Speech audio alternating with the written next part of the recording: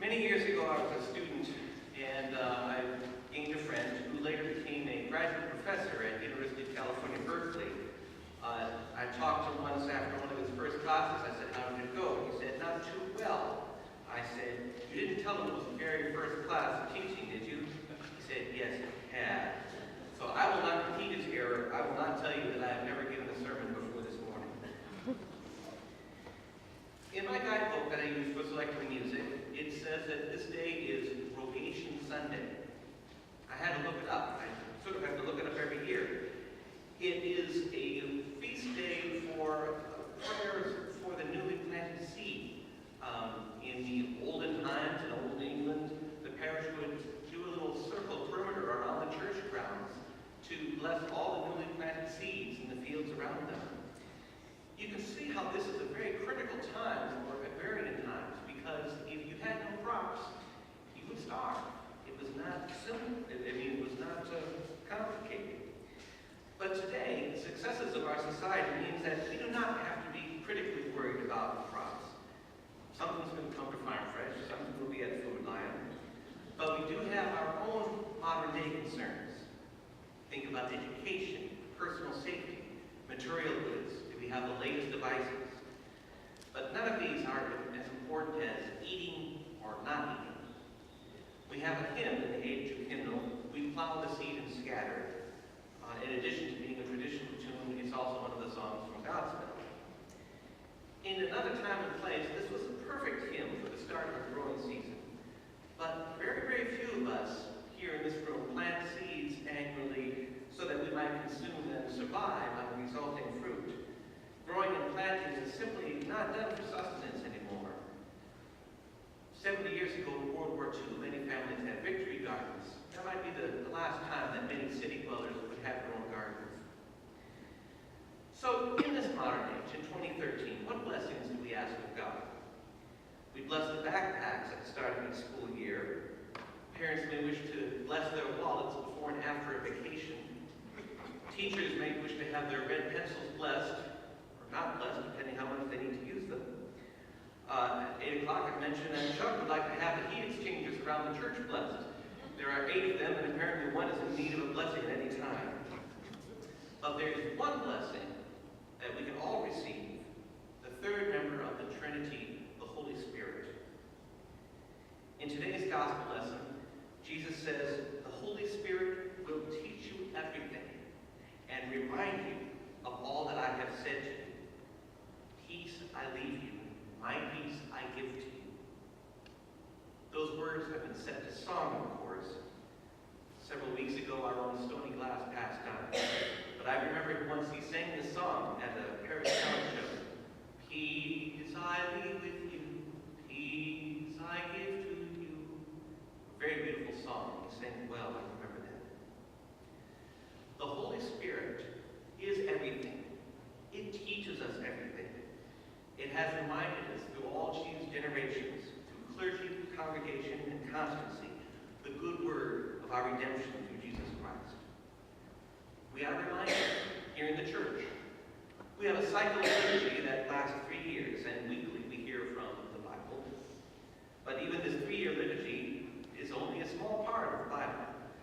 At this point, I'd like to recommend EFM, Wednesday night Bible studies, to learn more of the word that's available to us. But even so, as lifelong Christians, our daily prayers remind us. In teaching the Lord's Prayer to our children, we are serving as the Holy Spirit. The prayer brings peace to the children at the end of the day. We give them that peace through our joint prayer. As a child, as us as children, we remember feeling warm and cozy in taking place in this nighttime ritual. Now, as parents, we say the prayers to our own young children, and by giving them peace, we bring ourselves peace. This is the peace of the Holy Spirit, working with us at a child's bedside, with the copies of Good Night Moon and Go Dog Go still warm. After years of this nightly ritual, usually it comes out of favor, and people may fall out of habit of this little bit of prayer. We start our busy lives with busy assignments, our busy deadlines. That peace sometimes is lacking. We forget the value of peace. We cannot take this peace for granted. Peace requires work and effort. It is hard to find peace. It takes gumption. The peace of Jesus Christ is not delivered by UPS.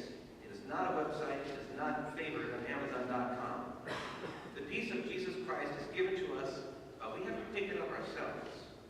We have to seek it before we find it. But it is not hard to find. If we just look up from the computer monitor, put down the cell phone, you can reach it.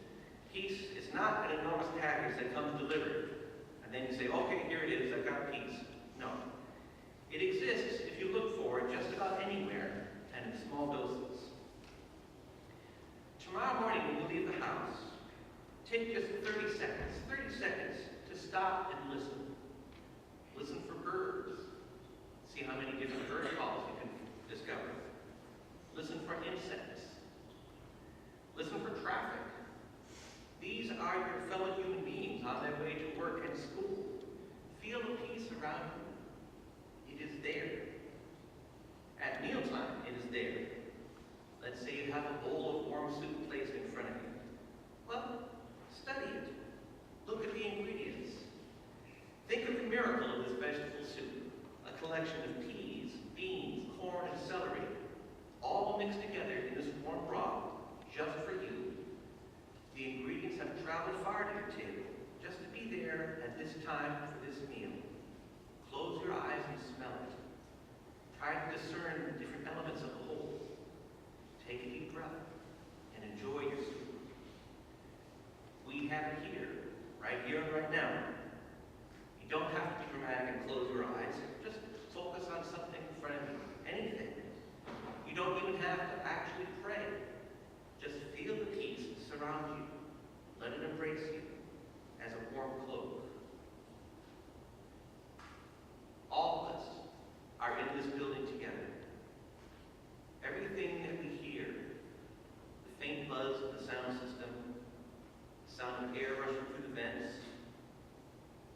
these are all God's creation. The creaks of the building, the cars on Mercury Boulevard, they're all transporting and supplies for God's children. We are all feeling the peace that Jesus has brought to us. The Holy Spirit is with us. The peace we share is not always found in loud music and anthems. It is in the softest of sounds, the footstep of a cat, the sound of a leaf hitting the ground. During this week, in whatever daily